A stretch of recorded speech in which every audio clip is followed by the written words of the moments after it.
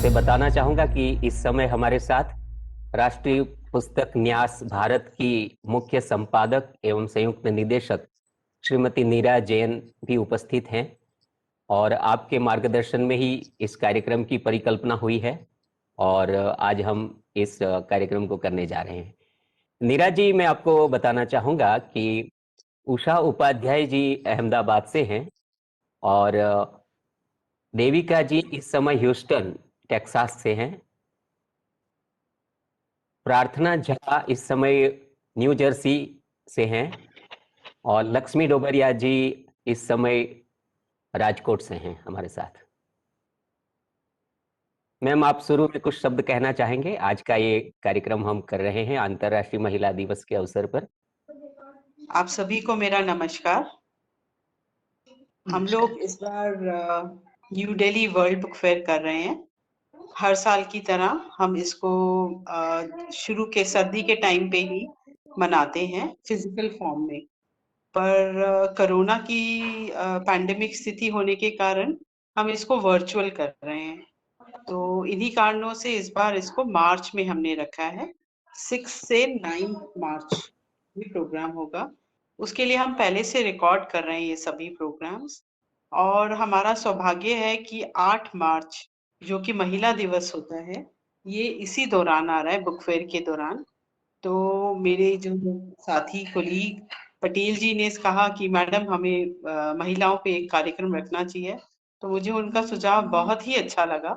और हमारे जो अध्यक्ष हैं प्रोफेसर गोविंद प्रसाद शर्मा जी, हमारे निदेशक कर्नल युवराज मलिक जी, सभी ने इस आइडिया को बहुत ही सराहा और कहा कि नहीं, ये प्रोग्राम जरूर होना चाहिए। और गुजरात में हो, गुजराती में हो, ये तो बहुत ही सोने पे सुहागा की बात हुई। तो हमारे साथ बहुत अलग-अलग प्रांतों से, अलग-अलग देशों से लोग जुड़ रहे हैं। ये हमारे लिए बहुत गर्व की बात है। मैं ज़्यादा समय ना लेते हुए यही कहूँगी कि एनबीटी रीडिंग प्रमोशन में लगा है, लोगों को जोड़ने में लगा है, किताबें छापने में लगा है, और महिलाओं के ऊपर भी कुछ साथ में चर्चा हो, तो हमारे लिए बहुत अच्छा होगा। तो पटेल जी, मैं आपसे गुज़ारिश करूँगी कि आप प्रोग्राम को आगे बढ़ाइए। धन्यवाद महोदया, आपने प्रारंभ में इन शब्दों से हमारा उत्साहवर्धन किया और आप उपस्थित रहे अपना समय देकर, तो आपके हम आभारी रहेंगे। यह कार्यक्रम आज जो रखा गया है, इसको अब हम गुजराती भाषा में करेंगे, इसलिए मैं आगे का वक्तव्य गुजराती भाषा से प्रारंभ करूंगा। जी। आदरणीय नीराजी, उषाजी, देविकाजी, लक्ष्मीजी અને પ્રાર્થનાજી, નવી દિલ્હી વિશ્વ પુસ્તક મેળા અંતર્ગત આપણે આંતરરાષ્ટ્રીય મહિલા દિવસ નિમિત્તે આજે આપણે આ કાર્યક્રમ આયોજિત કરી રહ્યા છે.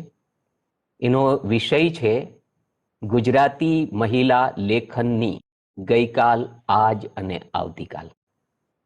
એવો એક વિષય આપણે રાખ્યો કે એના વિશે આપણે ચર્ચા પણ કરીએ અને ગઈકાલથી લઈને આજ અને આવતીકાલ આપણી સામે છે ત્યારે આપણું સર્જન કાર્ય જ્યારે આપનું સૌનું સક્રિય છે, તો આપની સૌની પાસેથી એવી અપેક્ષા પણ રહેશે કે વક્તવ્ય પછી બે કવિતાઓ, રચનાઓ પણ સાંભળવા મળે એવો આગ્રહ આપ સર્વ પાસેથી રહેશે. આ કાર્યક્રમના આજના પહેલા વક્તાને હું આમંત્રિત કરીશ. હું આમંત્રિત કરવા માંગુ છું પ્રાર્થના જહાજીને. પ્રાર્થના જહા એક સુસંસ્કૃત ગુજરાતી સાહિત્યકાર પરિવારમાં આપનો જન્મ થયો, એટલે ભાષા પ્રેમ અને ગળથુથીમાં આપને ભાષા પ્રેમ મળ્યો, સાહિત્ય પ્રેમ મળ્યો.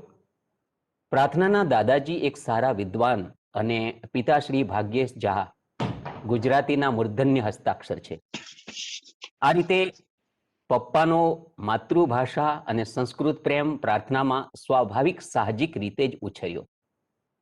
પ્રાર્થના 8મા ધોરણમાં ભણતા હતા એ દિવસોમાં ક્યારેક મમ્મીથી તેઓ રિસાઈ ગયા અને પહેલી કવિતા એમણે લખી નાખી. એનું શીર્ષક હતું મમ્મી મનાવવા નહીં આવી, મમ્મી મનાવવા આવી નહીં. તેઓ વિવિધ વિષયો સાથે અનુસ્નાતક થયા. તેઓ સિંગાપુરમાં ભણતા હતા ત્યારે અંગ્રેજીમાં કોલેજના મેગેઝિનમાં તેમણે લખવાનું શરૂ કર્યું. અંગ્રેજી વસ્તુઓમાં આધુનિક લાગતી છોકરીનો અદ્દલ અને અસલ ગુજરાતી અવાજ રણકવા લાગ્યો હતો. સાથોસાથ તેમણે ગુજરાતી અને વિશ્વ સાહિત્યનું વાંચન ચાલુ રાખ્યું ને પછીથી ઘણા ઓનલાઈન પોર્ટલ પર એમનું લખવાનું એ ચાલુ રહ્યું. હાલ પ્રાર્થના જહા અમેરિકામાં ન્યૂ જર્સી ખાતે રહે છે અને પછી તો લખવાનું એકવાર શરૂ થયું કે કોલેજમાં આવ્યા પછી પ્રાર્થનાને કાર્યક્રમોનું સંચાલન કરવાના, નાટકોના સંવાદ લખવા અને ઉત્તમ કવિતાઓમાં ડૂબી જવાના અનેક અવસર મળતા રહ્યા હતા. એ અવસરો એમણે ન્યૂ જર્સીમાં પણ નિરંતર રાખ્યા છે. એક સમય એવો હતો કે કવિતાનો પરિચય તેઓ પામી રહ્યા હતા અને હવે કવિતા અને લેખન પ્રાર્થનાજીનો પરિચય બની ગયો છે. ઘણા પુસ્તકોમાં એમના લેખો, નિબંધો, કવિતાઓ પ્રકટ થઈ ચૂક્યા છે અને ટૂંક સમયમાં 2 પુસ્તકો પ્રકાશિત કરવાની તેમની ઈચ્છા છે. તેઓ ગુજરાતી લિટરરી અકાદમી નોર્થ અમેરિકામાં કમિટી મેમ્બર તરીકે સેવાઓ આપે છે અને ભવિષ્યમાં વધુ ઉત્કૃષ્ટ સર્જન કરી શકાય અને વિશ્વના સાહિત્ય મંચ પર ગુજરાતી ભાષાને મૂકી શકાય એવી તેઓ ઈચ્છા ધરાવે છે.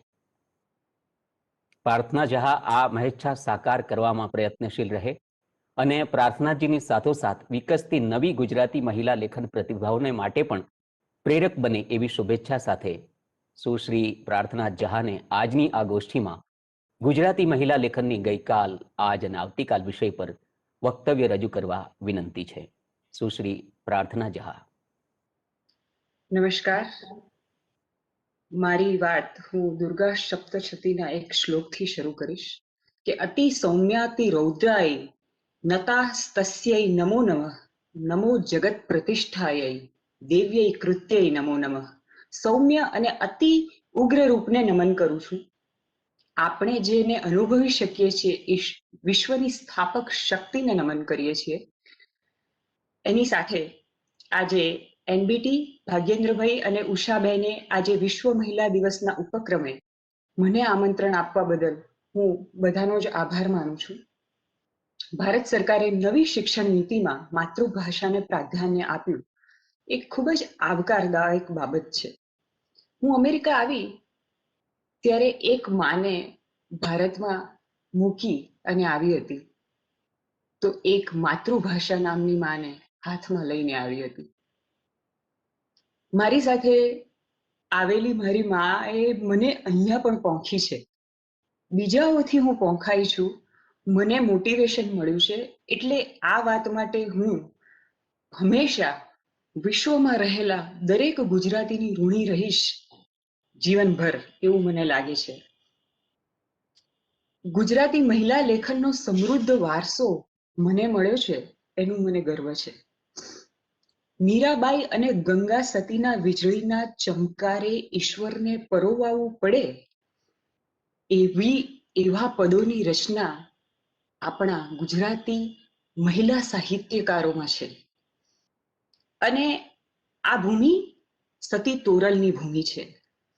આ પાનબાઈ અને સતી તોરલે રચેલા પદોથી પાવન થયેલી ભૂમિ છે. વિદ્યાગૌરી નીલકંઠે આજથી લગભગ 100 વર્ષ પહેલાની વાત કરું છું કે વિદ્યાગૌરી નીલકંઠે સામયિકો સ્ત્રીને લક્ષી, સ્ત્રીઓને મોટિવેશન આપવા માટે એ વખતે શરૂ કરેલા અને પોતે બહુ જ સરસ હાસ્ય લખવા વાળા નિબંધકાર. એમનું હાસ્ય હોય પણ એમનો નિબંધ એટલો જ લયબદ્ધ પ્રસ્તુત થાય એવા અદ્ભુત વારસાને લઈને ઊભા રહેવું અને એને અનુરૂપ કે એની બાજુમાં મૂકી શકાય એવું સાહિત્ય લખવાનો હંમેશા પ્રયત્ન રહે, એ જ અત્યારે અમારા બધાનો જ પ્રયત્ન છે. વિદ્યાગૌરી નીલકંઠે બહુ જ ઉત્તમ કક્ષાના જે સામયિકો બહાર પાડ્યા, એમાં સ્ત્રીબોધ, શારદા અને ગૃહ દીપિકા મોખરે છે. મુંબઈમાં લીલાવતી મુનશી ઉત્તમ નિબંધકાર, ઈલા આરબ મહેતા, ધીરુબેન પટેલ, વર્ષા અડાલજા અને આ બધા જ ઉત્તમ નવલકથાકારોથી આપણે બધા જ ધન્ય છીએ. કુંદનિકા કાપડિયાનું લલિત ગદ્ય એમના 7 પગલા આકાશમાં વાંચતા વાંચતા આપણી ભાષા, આપણા વિચારો બધા જ એક એક પગલું એના સ્તર ઉપર જતા જાય અને આપણા વિચારોનું સ્તર પણ એક એક પગલે આકાશમાં આગળ વધતું જાય એવું આપણને લાગે. એટલું મૂર્ધન્ય સાહિત્ય. એટલે એના પછી એના પછી એમ કહેવાય કે સમકાલીન વાત કરું તો કાજલબેન અને ઉષા ઉપાધ્યાય એ આપણા સાહિત્યના સમકાલીન સાહિત્ય સ્તંભો છે. મારે આજે વિશ્વમાં લખાતી ગુજરાતી મહિલા લેખનની વાત કરવાની છે. પહેલું અને મોખરાનું નામ એટલે વિશ્વમાં રહેતી ફેલાઈ ગયેલી બધી મહિલાઓમાં જો હું એમ કહું કે ગુજરાતને છોડીને જેણે સૌથી મોટું નામ કર્યું છે ગુજરાતી લેખનમાં, તો એ મોખરાનું અને મારું પ્રિય બહુ જ નજીકનું નામ એટલે પન્ના નાયક. પન્ના નાયક પોતે જ સાહિત્ય છે. બધા જ રસોની રસખાણ છે અને રસલાણ છે. એમના લેખનમાં રુજુતા હોય તો અલ્લડ મિજાજ પણ હોય, જીવનનું સત્ય હોય તો સપનામાં જીવાયેલું જીવન પણ હોય.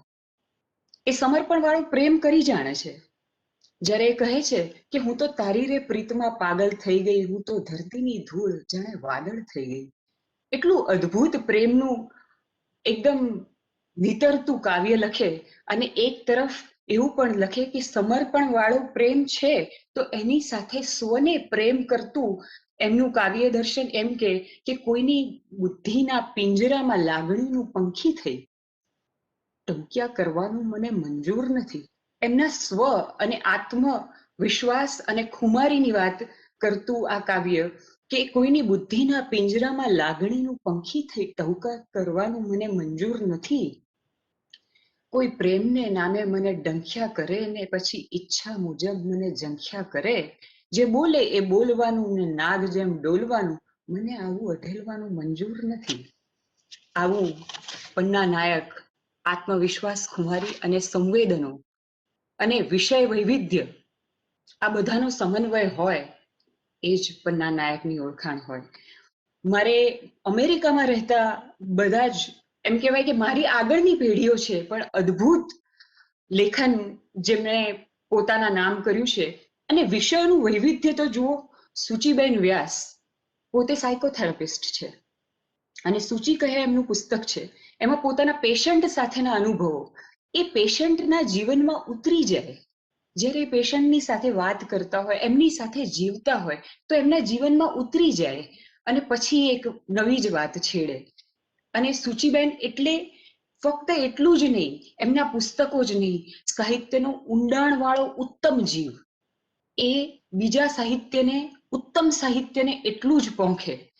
એટલે સૂચિબેન નું બીજું એક પુસ્તક આવી રહ્યું છે, આવો આવો, એમણે આવકાર્યા છે. જેટલા આપણા સાહિત્યના વિદ્વાનો છે એમને આવકાર્યા છે, એની પોતાની અનુભૂતિ અને સંવાદનું એક બીજું પુસ્તક આવી રહ્યું છે, આવો આવો. એની આપણે બધા જ રાહમાં છીએ. આ બીજો પ્રકાર થયો. હવે હું જઉં છું હાસ્ય ઉપર. ધૃતિકા સંજીવ વિશ્વમાં ગુજરાતી લેખન એમાં પણ ધૃતિકા સંજીવે હાસ્ય ઉપર લખ્યું. ચિત્રલેખામાં હસતું પાનું, ડોલરિયા દેશની ગપસપ.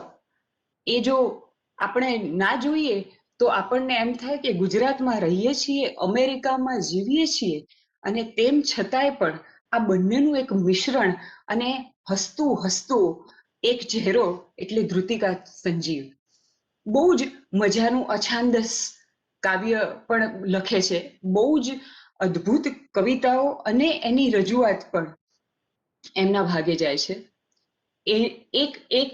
એક એવો પણ એક ઉઘાડ છે, એને એવું પણ કહી શકાય કે હાસ્ય સાહિત્યમાં અમેરિકામાં કદાચ કોઈ એકમાત્ર વ્યક્તિ, મહિલા લેખક લખતું હોય તો એ અત્યારે ધૃતિકા સંજીવ એક જ નામ છે. નંદિતા ઠાકોર આ એક અલગ વ્યક્તિ છે. આ મસ્તીમાં ઉડતું આકાશી વાદળ છે. નંદિતા ઠાકોર સંવેદનના ચિત્રકાર છે. કુદરતમાં ભળી અને પછી ગળી ગયેલો જીવ છે. એમ કે છે કે હું તડકા સાથે વાતો કરું છું અને ચાંદનીને મુઠ્ઠીમાં ભરી અને ખિસ્સામાં મૂકી શકું છું અને બીજાની સાથે વહેંચી પણ શકું છું. આવા સાહિત્યકારો વિશ્વમાં ફેલાયેલા છે. આટલું મૂર્ધન્ય સાહિત્ય આપણી પાસે છે. હજી હું દરેક સ્ટેટની અલગ અમેરિકા અને અમેરિકાની બહાર વિશ્વમાં બીજે લખાતા બીજા પણ ગુજરાતી મહિલા સાહિત્યકારોની વાત કરું એ પહેલા જયશ્રી મર્ચન્ટ કેલિફોર્નિયામાં છે. એમની કવિતા કવિતા અને નવલકથા, વાર્તાઓ એ એમનું સરનામું. કેલિફોર્નિયામાં જો ગુજરાતી ભાષાનું કોઈ સરનામું હોય તો એ જયશ્રી મર્ચન્ટ છે. એમની કવિતાઓમાં જીવન તત્વથી ભરેલી લાગે. એટલી બધી અદ્ભુત કવિતાઓ લખે.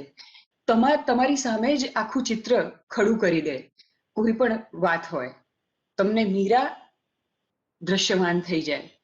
તમને દરેક વસ્તુ ભાષા સાથે કટિબદ્ધ, સંવેદનશીલ અને જોડાયેલી લાગતી કોઈ મહિલા પ્રતિભાની વાત કરવી હોય તો જયશ્રી મર્ચન્ટ વગર એ ના કરી શકાય. એટલો સબળ અને સક્ષમ અવાજ એટલે જયશ્રી મર્ચન્ટ. એની સાથે મધુમતી ડબાવાલા, એ પણ એટલું જ સુંદર ગઝલ સર્જનનું નામ. એમના જીવનમાં એમણે જેટલી પણ ગઝલો લખી છે એમાં નારી ચેતનાનો અવાજ છે. એની સાથે જ સાથે એમના સંવેદનો અને ખુમારી પ્રગટ કરતી કવિતાઓ, ગઝલો એટલી બધી હૃદયને આરપાર કરી દે છે કે એને સાંભળી અને તૃપ્તિ એ એક જ શબ્દ કહી શકાય કે એને તૃપ્તિ સિવાય બીજું કંઈ જ ના હોય. ત્યારે એમ લાગે કે મધુમતી ડબાવાલાની ગઝલ હોઈ શકે. એના સિવાય અમારી પાસે એમ કહેવાય કે પ્રીતિ સેન ગુપ્તા છે, જેમણે આટલા વર્ષો આખી વિશ્વનો પ્રવાસ કરી અને ગુજરાતીમાં એમની જીવનમાં બનેલી બધી ઘટનાઓનો ચિતાર લખ્યો છે, અછાંદસ લખ્યું છે. બહુ જ સરસ અછાંદસની સાથે સાથે એમણે સરસ ગીતો પણ લખ્યા છે. એના સિવાય નિકેતા વ્યાસ અને બીજા અન્ય ઘણા મહિલા લેખકો છે, જેને હું ગણાવું તો સમય કદાચ પૂરો થઈ જાય, પણ મારે અટકવાનું છે એક જગ્યા પર, એટલે હું અટકીશ. મારે એક બીજી ઓસ્ટ્રેલિયાની લેખક વિશે વાત કરવું છે. એનું નામ છે જેલમ હાર્દિક.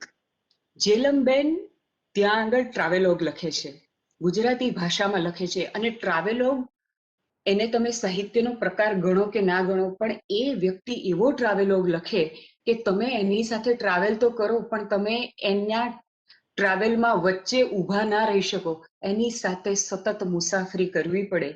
એટલું અદ્ભુત આપણું જોડાણ એના લેખન સાથે થાય, એટલી અદ્ભુત પોતાની વાત રજૂ કરવાની ક્ષમતા ધરાવે છે. અને આ આજની પેઢીનું પ્રતિનિધિત્વ કરવા વાળી વ્યક્તિ છે.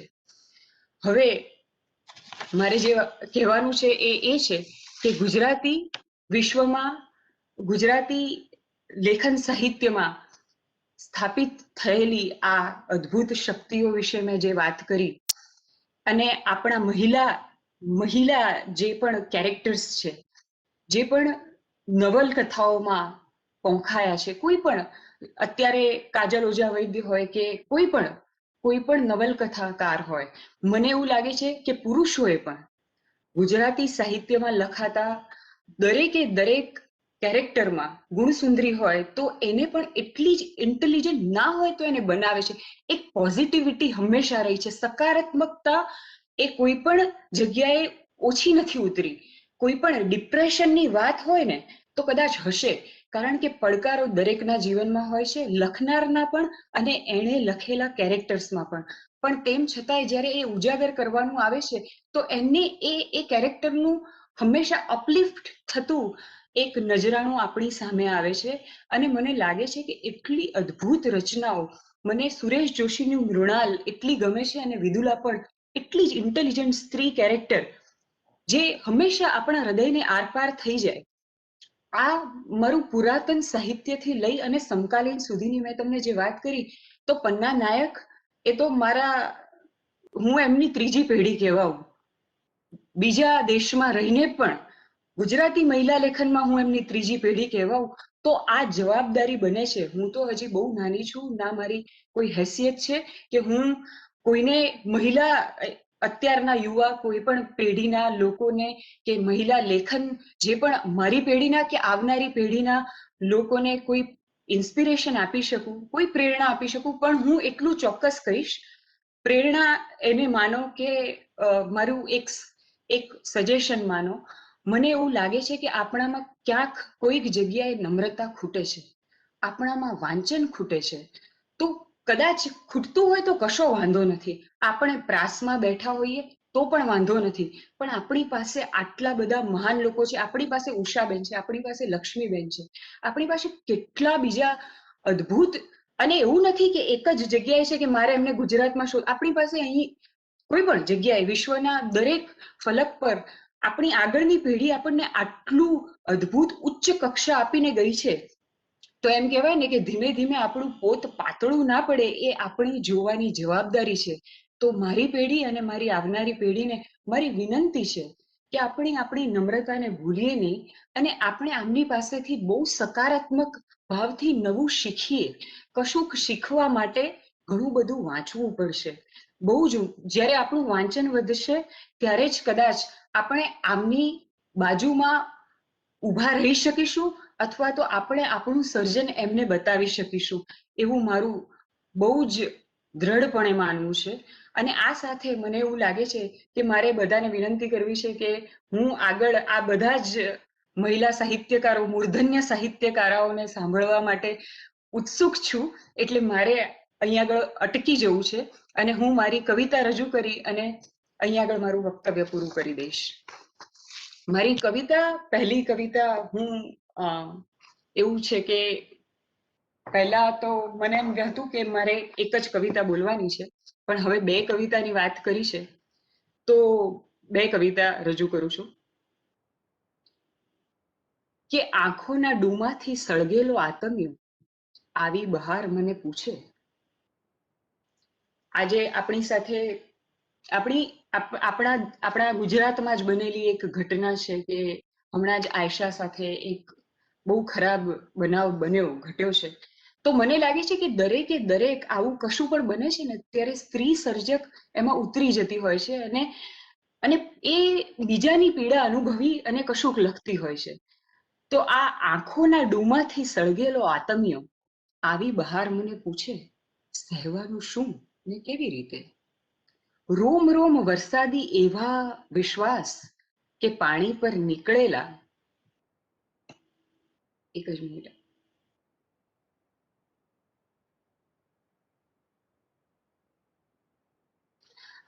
આંખોના ડૂમાંથી સળગેલો આતમ્યો આવી બહાર મને પૂછે, રહેવાનું શું ને કેવી રીતે? રોમ રોમ વરસાદી એવા વિશ્વાસ કે પાણી પર નીકળેલા ખેતરના ચાસ, આવે અકાળ ને કાળ એની મસ્તીમાં, રડવાનું કેમ એની બીકે, સહેવાનું શું ને કેવી રીતે?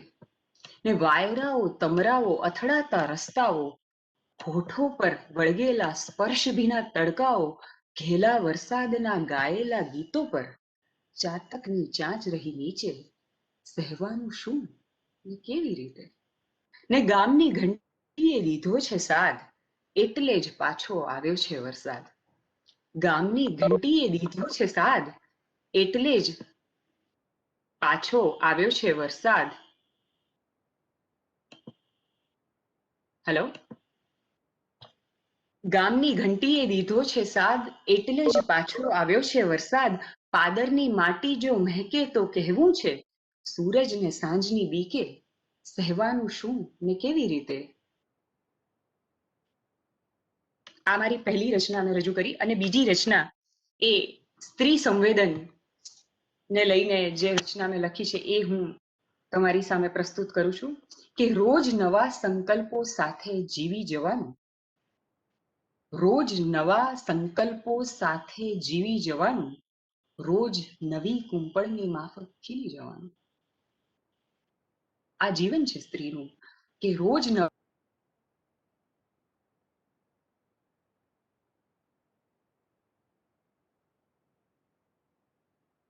કોઈ કહે કે સાવ બિચારી ભોળી છે ને, કોઈ કહે કે સાવ બિચારી ભોળી છે ને, ને કોઈ કહે કે રોજ રોજની હોળી છે ને રોજ નવા ઉન્માદો લઈને, વાદ અને વિવાદો લઈને, ફરીથી ખીલી ખીલીને ખરી જવાનું, રોજ નવા સંકલ્પો સાથે જીવી જવાનું, રોજ નવી કુંપળની માફક ખીલી જવાનું. અને સ્ત્રી હોવાનું એક જ સુખ છે, જાણી લેજો. સ્ત્રી હોવાનું એક જ સુખ છે, જાણી લેજો. દુનિયા આખી વિરોધ પક્ષે માણી લેજો. સ્ત્રી હોવાનું એક જ સુખ છે જાણી લેજો, દુનિયા આખી વિરોધ પક્ષે માણી લેજો.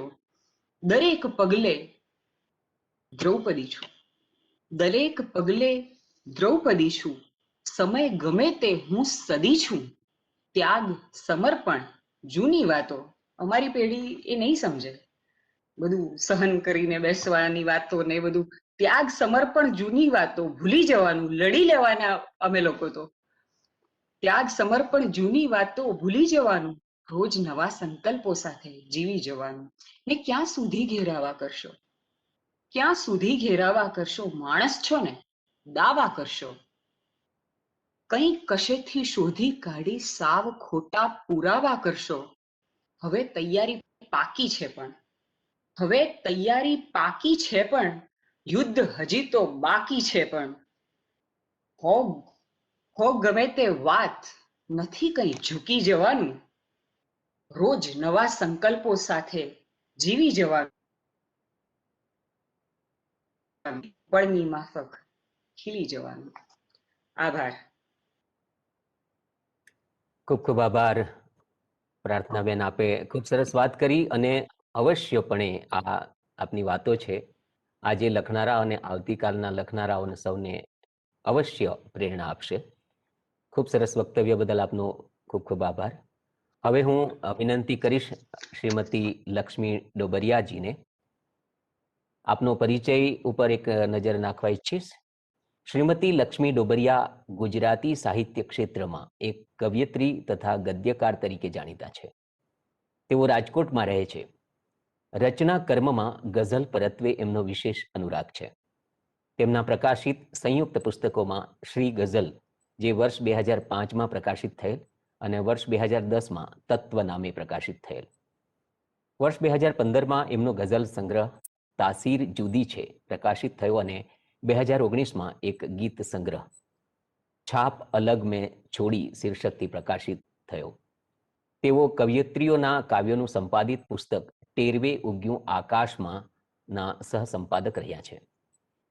એમને ફૂલછાપ દૈનિક રાજકોટ દ્વારા 2015માં નારી ગૌરવ એવોર્ડ, સુરક્ષા સેતુ સોસાયટી રાજકોટ દ્વારા 2016માં વ્યક્તિ વિશેષ સન્માન, સમર્પણ ચેરિટેબલ ટ્રસ્ટ રાજકોટ દ્વારા 2018માં નારી રત્ન સન્માન, વિશ્વ ભારતી સંસ્થા અમદાવાદ દ્વારા 2019નું કાવ્ય કોકિલ હીરા એવોર્ડ અને કુમાર આર્ટ્સ ફાઉન્ડેશન ભારત દ્વારા 2020નું ગીત ગઝલ માટે શ્રી ચીનુ મોદી એવોર્ડ એનાયત થયેલ છે. શ્રીમતી લક્ષ્મી ડોબરિયા, આપને વિનંતી છે આજના વક્તવ્ય માટે. ગુજરાતી મહિલા લેખનની ગઈકાલ, આજ અને આવતીકાલ. ખૂબ ખૂબ આભાર ભાગેન્દ્રભાઈ. ગુજરાતી મહિલા લેખનની ગઈકાલ, આજ અને આવતીકાલ એ વિષયે વાત કરવા માટે આજે મને નેશનલ બુક ટ્રસ્ટ ઇન્ડિયાએ જે તક આપી છે બદલ એ પણ છું. પ્રાર્થનાબેને ખૂબ સરસ શરૂઆત કરી અને મને લાગે છે કે પ્રાર્થનાબેને આપણી આવતીકાલનું ગુજરાતી મહિલા લેખનનું પ્રતિનિધિત્વ કરી શકે સક્ષમ છે. એમની વાતો ઉપરથી એટલું તો પુરવાર થાય જ છે. તો હવે મહિલા લેખનની વાત કરીએ છીએ ત્યારે મને પન્નાબેને ક્યાંક કહેલું એ એક વાત યાદ આવે છે. પન્નાબેન નાયક ક્યાંક એવું કહેલું કે એક મહિલા સર્જક જ્યારે બીજી મહિલા સર્જકને વખાણે કે પ્રમાણે એ તો ખૂબ મોટો આનંદનો અવસર છે. તો આજે આપણે મહિલા લેખનની વાત કરીએ છીએ ત્યારે મહિલાઓને પ્રમાણવાની છે, ઓળખવાની છે.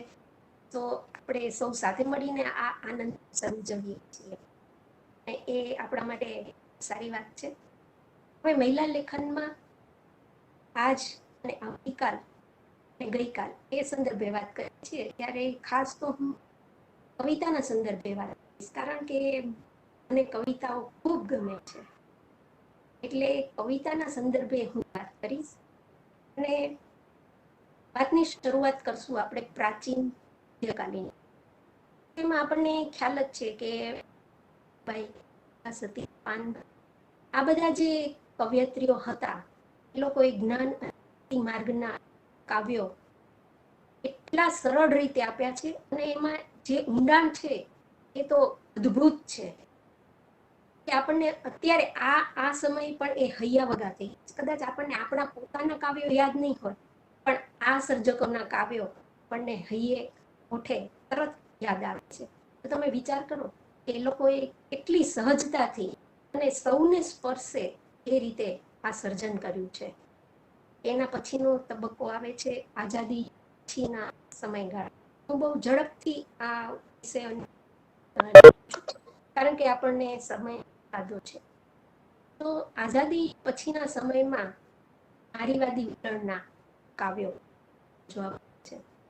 હું કાવ્યના અનુસંધાને જે વાત કરી રહી છું મહિલા સર્જકોના, તો એમાં બે મુદ્દાને કેન્દ્ર છું.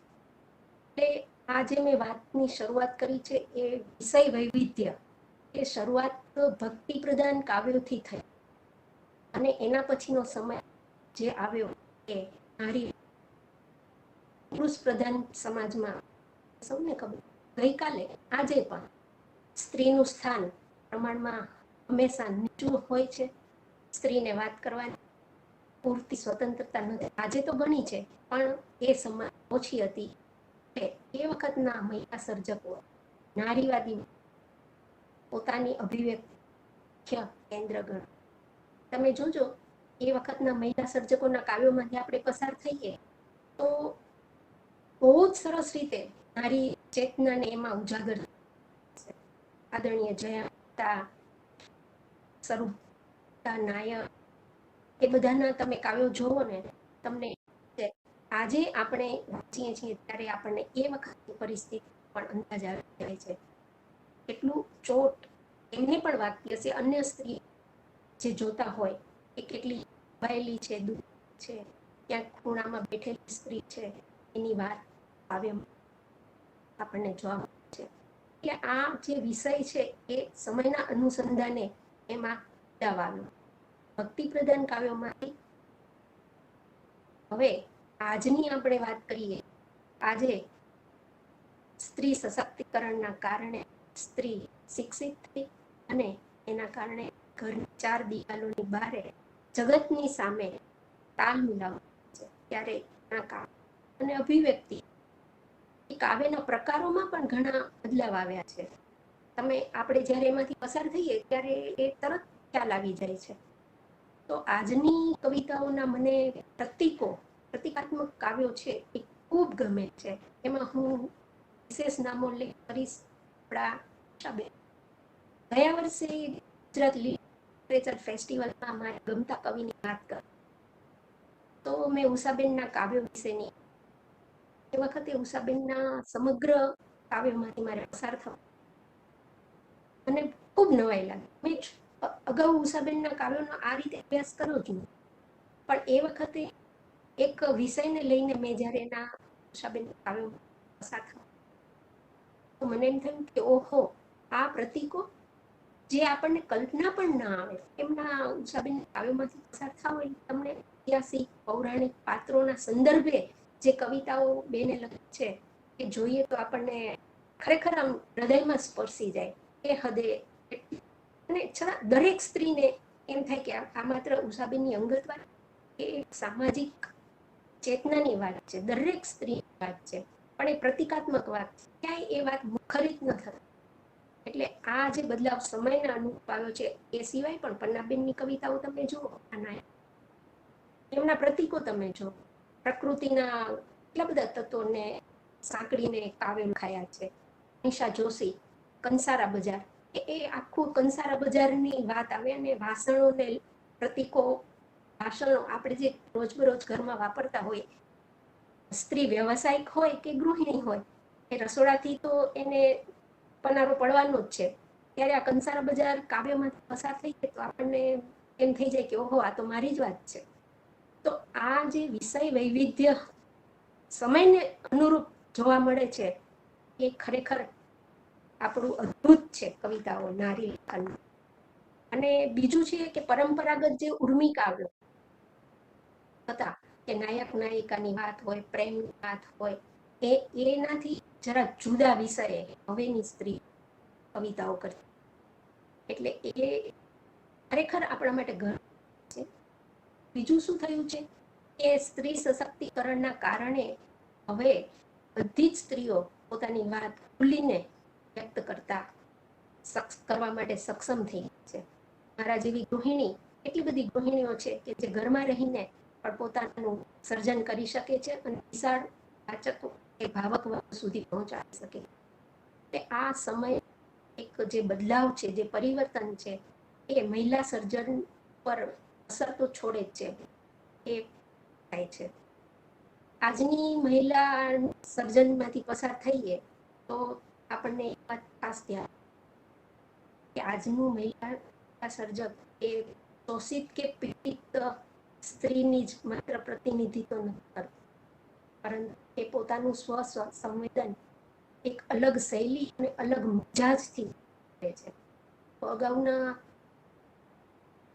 અગાઉના કાવ્ય સંગ્રહમાંથી આપણે પસાર થઈએ, એમાં ગઝલો ખૂબ ઓછી લખાઈ છે પ્રમાણમાં. અને આજે તમે જુઓ તો સ્વતંત્ર ગઝલ સંગ્રહ મળે, સોનેટ સંગ્રહ પણ સોનેટ પહેલા છૂટાછવાયા લખાય, તો સોનેટ સંગ્રહો જ બહેનો દ્વારા આપણને. અને ગીતોમાં કેટલું વૈવિધ્ય, હું કેટલા નામ લઉં. પારુલબેન ખખરના ગીત જોઉં, રક્ષાબેન શુક્લના ગીત જોઉં, દરિયાના એમણે ખૂબ બધા ગીતો લખ્યા છે. જે એમના હરિગીતો જો રક્ષાબેન શુક્લ તો આખી શૃંખલા તૈયાર છે, ખૂબ સરસ, એકદમ સરસ ગીત. જે પહેલા જે આપણે આ ગંગા સતી ભજનો છે એનાથી જુદી ટાઈપના, પણ એ હરિગીત. આ એક ખૂબ જેને યુનિક ચેતનાને ઉજાગર કરતી કલમો છે. એવા જ એક ગૃહિણી છે નેહા ગૃહી, મને એમના ગીતો પણ ખૂબ ગમે છે. એમના અછાંદસ પણ ખૂબ સ્પર્શે એવા છે. ઘરમાં રહીને પણ એ ખૂબ સારું સર્જન કરે છે. યામિની વ્યાસના તમે ગીતો જુઓ, ખૂબ સારા.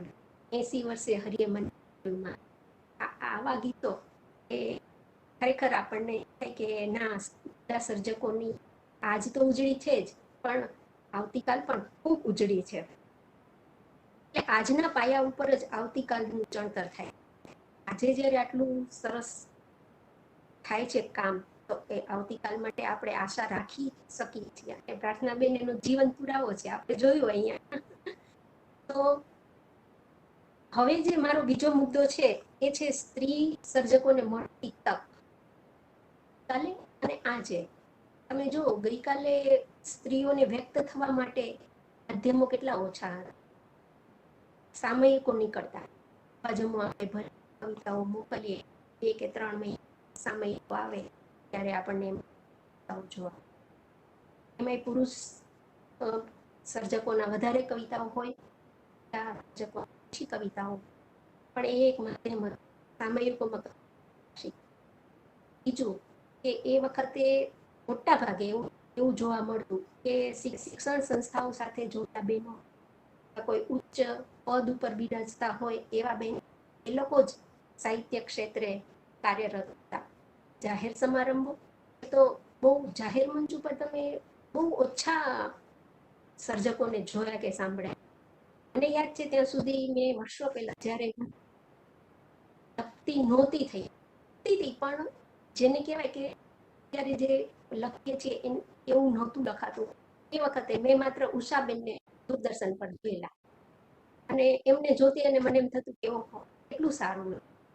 એ વખતે એમ ઓછા હતા એના પ્રમાણમાં આજે તમે જો, આપણે જે કંઈ લખીએ છીએ તરત વોટ્સઅપ કે ફેસબુક બીજી જ મિનિટે પ્રતિભાવ મળવા લાગે છે, અને આપણને ખ્યાલ આવે આપણે ક્યાં છીએ, સારા નરસા.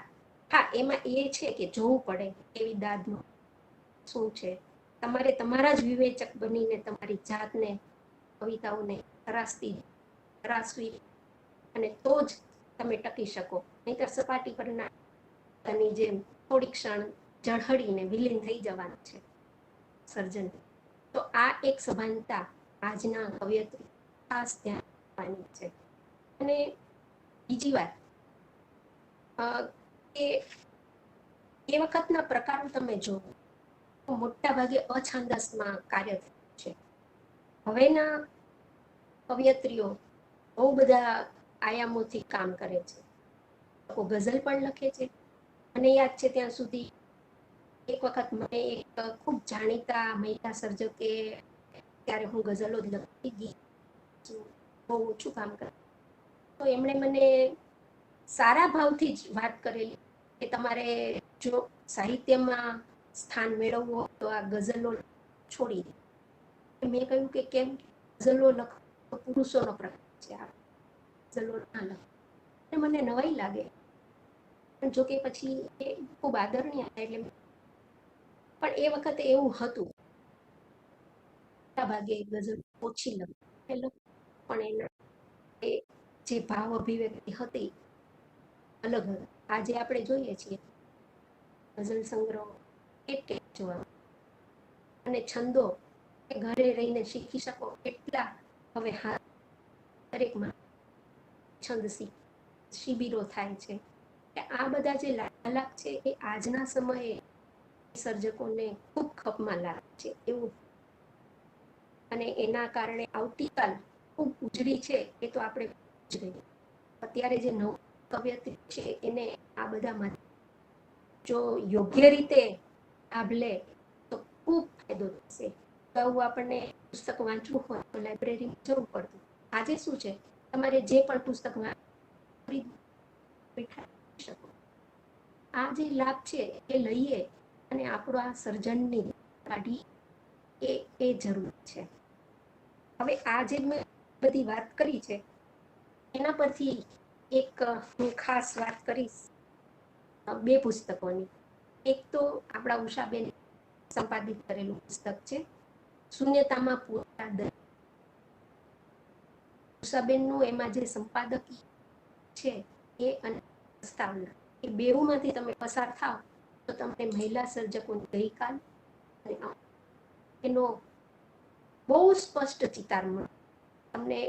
અને હું દરેક આજે અહીંયા સાંભળનારા દરેક બહેનોને અનુરોધ કરીશ કે એક વખત પસાર થાવ, તમને મહિલા સર્જકોની ગઈકાલ, આજ અને કાલ ત્રણેય વિશે ખૂબ ખૂબ જાણકારી હશે કે મહિલાઓએ કેટલું ઉત્તરોત્તર કેટલું સારું સર્જન કર્યું છે. એ બેને ખૂબ એમાં સારું કામ કર્યું છે. બીજું પુસ્તક છે સંપાદિત તેરવું, કે જેમાં એ પણ સહસંપાદક. એમાં પણ આવી જ રીતે ગઈકાલ, આજ અને આવતીકાલના સંદર્ભે જે કવિતાઓ અમે પસંદ કરી અને સંપાદન થયું છે એ છે. તો આજના સંદર્ભે આ બે પુસ્તક કર્યા વગર એવું મને લાગે છે. અને આ બધામાંથી જ્યારે આપણે પસાર થઈ, એક ખાસ વાત એ ધ્યાનમાં આવે છે કે કાલની દ્રષ્ટિએ આજ સુધી જોઈએ તો ગુણવત્તાની દ્રષ્ટિએ, યોગ્યતાની દ્રષ્ટિએ પણ આ સર્જન ઉત્તરોત્તર વધારે સારું થતું ગયું છે, વધારે સારા સર કરતું છે. આવતીકાલ હજુ પણ વધારે સારી થશે એની આશા આપણે જરૂર રાખી શકીએ. હવે અંતે ગઝલ છે કે વિચાર ભેદ સ્વીકારી શકો તો સ્વાગત છે. વિચાર ભેદ સ્વીકારી શકો તો સ્વાગત છે. સવાલ પૂછી ને આગળ વધો તો સ્વાગત છે. વિચાર ભેદ સ્વીકારી શકો તો સ્વાગત છે. સવાલ પૂછીને આગળ વધો તો સ્વાગત છે. ને સવાર સાંજની ચર્ચા કરો નથી વાંધો.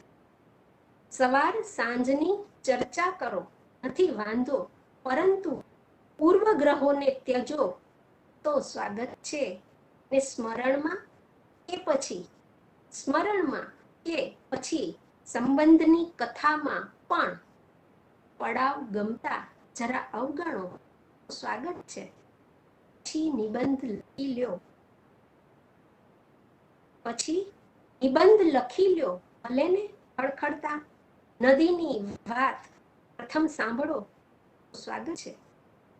ને કદીક ફૂલ ને ઝાકળનું ભાલ જોઈ, કદી ફૂલ ને ઝાકળનું ભાલ જોઈને ઉમળકો થાય જો મળવા સમો તો સ્વાગત છે.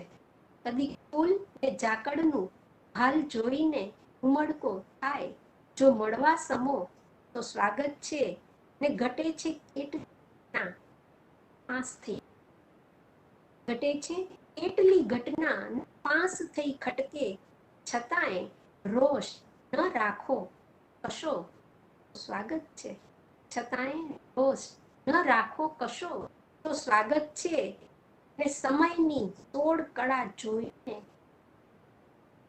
સમયની સોળ કળા જોઈને મેં કહી દીધું હે ઓરતાઓ હૃદયમાં રહો સ્વાગત છે સમયની સોળ કળાઓ જોઈ મેં કહી દીધું હે ઓરતાઓ હૃદયમાં રહો સ્વાગત છે ચાર ભેદ સ્વીકારી શકો તો સ્વાગત છે.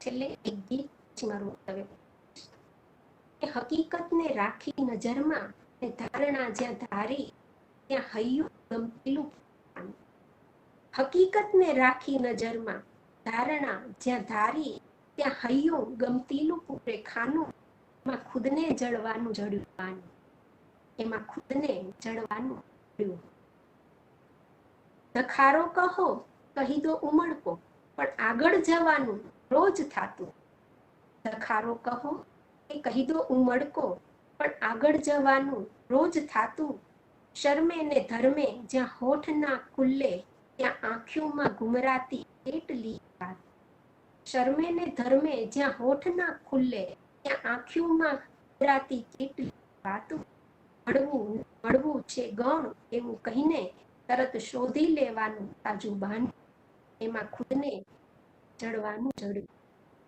ટાણે કટાણે આ ઈચ્છાયું જાગે ને વેશ ધરે પાછા વળે ટાણે કટાણે આ ઈચ્છાયું જાગે ને વેશ ધરે પાછા વળાંગી આડું ને અવડું બધુંએ નકારી મેં તો નાડ ચાલી મૌન લીધું તાગી તરો તાજા થવાનું એક કારણ જડ્યું છે એને સહેજે રાખી દઉં છું છાનું આ ખુદને જડ્યું અંતિમ બનશે નથી તો લંબાવ્યા કે જોડ્યા બે હાથ કદી નથી તો લંબાવ્યા કે જોડ્યા બે હાથ કદી વાયરા કે વાદળની સામે સુગંધિત આ શ્વાસોને ઝીણા ઝીણા ઉતા મેં લખી દીધા ગમતા એક નામે તમારી પાસે તો છે આખી એ વાર્તા તમારી પાસે તો છે આખી એ વાર્તા ને મારી પાસે કોરું એક પાનું એમાં ખુદને જડ્યું પાનું એમાં ખુદને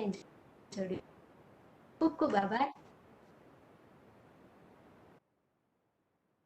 આપનો ખૂબ ખૂબ આભાર લક્ષ્મીબેન. ખૂબ સરસ આપે રજૂઆત કરી અને હવે હું આગ્રહ કરીશ દેવિકાબેનને આગલા વક્તવ્ય માટે. શરૂઆતે દેવિકાજીનો પરિચય આપવા માંગીશ. શ્રીમતી દેવિકા રાહુલ ધ્રુવને બાળપણથી જ કવિતા વિશે પ્રીત રહી છે. એમણે પ્રથમ રચના 15 વર્ષની ઉંમરે કરી હતી અને 1968માં એક કાવ્ય પઠન સ્પર્ધામાં ભાગ લીધેલો, જ્યાં તેમને કવિશ્રી ઉમાશંકર જોશીના હસ્તે ઇનામ મળેલું. દેવિકાજીએ કોલેજના યુથ ફેસ્ટિવલ કાર્યક્રમોમાં, વક્તૃત્વ સ્પર્ધાઓમાં, નાટક અને નૃત્યમાં ખૂબ ભાગ લેતા અને વિજેતા થયા હતા. તેમનો અભ્યાસ બહુ તેજસ્વી રહ્યો છે. તેમણે ગુજરાત યુનિવર્સિટીની કોલેજ ડિગ્રીમાં સંસ્કૃત મુખ્ય અને ગુજરાતી વિષય સાથે પ્રથમ વર્ગમાં ઉત્તીર્ણ કરેલ. તેમને સોમૈયા સુવર્ણચંદ્રક અને અન્ય 5 ઇનામો મળ્યા હતા. હાલમાં તેઓ ટેક્સાસ, અમેરિકામાં હ્યુસ્ટન ખાતે રહે છે. તેમણે 3 કાવ્ય સંગ્રહ આપ્યા છે: શબ્દોને પાલવડે, અક્ષરને અજવાળે, કલમને કરતાલે. એમની કેટલીક રચનાઓ સ્વરબદ્ધ પણ થયેલ છે અને અનેક રચનાઓ લબ્ધ પ્રતિષ્ઠ સામયિકોમાં પ્રકાશિત થતી રહે છે. તેમણે સંપાદનો પણ આપ્યા છે. તેમના રેડિયો વાર્તાલાપ પ્રસારિત થયા છે. તેમણે અમદાવાદ અને અમેરિકાની વિવિધ સંસ્થાઓ દ્વારા આયોજિત બેઠકોમાં કાવ્ય પઠન કર્યું છે. હાલ તેઓ વેબ ગુર્જરીની પદ્ય સાહિત્ય સમિતિના સંપાદન કાર્યમાં પ્રવૃત્ત છે અને હ્યુસ્ટનની ગુજરાતી સાહિત્ય સરિતામાં સભ્ય અને સલાહકાર તરીકે કાર્યરત છે. એમની પત્ર શ્રેણી આથમણી કોરનો ઉજાસને ગુજરાતી સાહિત્ય પરિષદ અમદાવાદ તરફથી પારિતોષિક મળેલ છે. હ્યુસ્ટનની ગુજરાતી સાહિત્ય સરિતા તરફથી તેમને સન્માનપત્ર એનાયત થયેલ છે.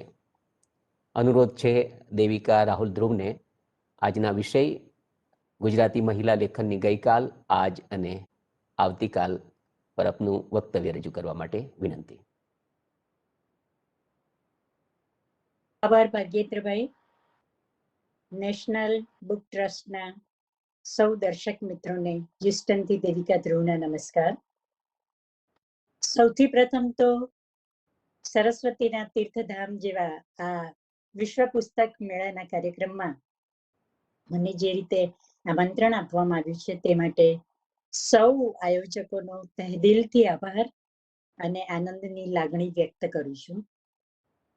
યોગાનુયોગ આ વિશ્વ મહિલા દિનનો પણ અવસર છે અને વિષય પણ કેટલો મજાનો છે કે ગુજરાતી મહિલા લેખનની ગઈકાલ, આજ અને આવતીકાલ.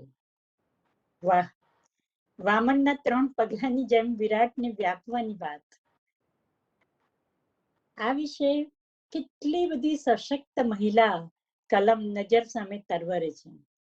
પ્રાર્થનાબેને તો નામો સાથે બધી વાત કરી, લક્ષ્મીબેને પણ ખૂબ સુંદર વાત કરી. આ સંદર્ભે હું વાત કરીશ આજની અને અહીંના લેખનની. અમેરિકામાં New York, new jersey, California, Boston, Houston એવા દરેક મોટા શહેરોમાં વિવિધ ગુજરાતી વર્તુળો પોતપોતાની રીતે ગુજરાતી ભાષામાં લખે છે, પ્રચાર કરે છે, પ્રસાર કરે છે અને પોતાની લાગણીઓને એ રીતે વ્યક્ત કરે છે. એમાં હ્યુસ્ટનમાં ગુજરાતી સાહિત્ય સરિતા પણ એક સરસ સંસ્થા છે કે જે અમારી સંસ્થા માટે હું એમ કહું છું કે હ્યુસ્ટનને આંગણે ઉભેલો ગુજરાતી ભાષાનો તુલસી ક્યારો છે. છેલ્લા 20 વર્ષથી અમારી આ સંસ્થા ભાષાના પટોળામાં અજબ ગજબના રંગો પૂરીને એક સુંદર ચૂંદડી બનાવવાનો સતત પ્રયાસ કરતી રહી છે. એમાં આજની ટેકનોલોજીના માધ્યમે તો વળી નવી છટાઓ પૂર વેગે વિકસાવી છે. અમારે ત્યાં પણ નારી લેખિકાઓ ઘણી છે. શૈલાબેન મુનશા છે, સરયુબેન પરીખ છે, ડોક્ટર ઇન્દુબેન શાહ છે, ચારુબેન વ્યાસ છે. દરેકની વિવિધ કલમ છે. કોઈક વાર્તા લખે છે, કોઈક નવલકથા લખે છે, કોઈ કવિતા લખે છે અને પ્રેરક પ્રસંગો પણ લખે છે. અને અમે નિયમિતપણે દર મહિને એક વખત અચૂક મળીએ છીએ અને પોતપોતાની રજૂઆત કરતા રહીએ છીએ. હવે અને એમાં દરેક જે નવી કલમ છે એ આ ટેકનોલોજીના માધ્યમને કારણે જીવનના પ્રત્યેક ધબકારને, મોસમના દરેક મિજાજને આ બધી કલમોએ મુક્તપણે વહેતો કર્યો છે.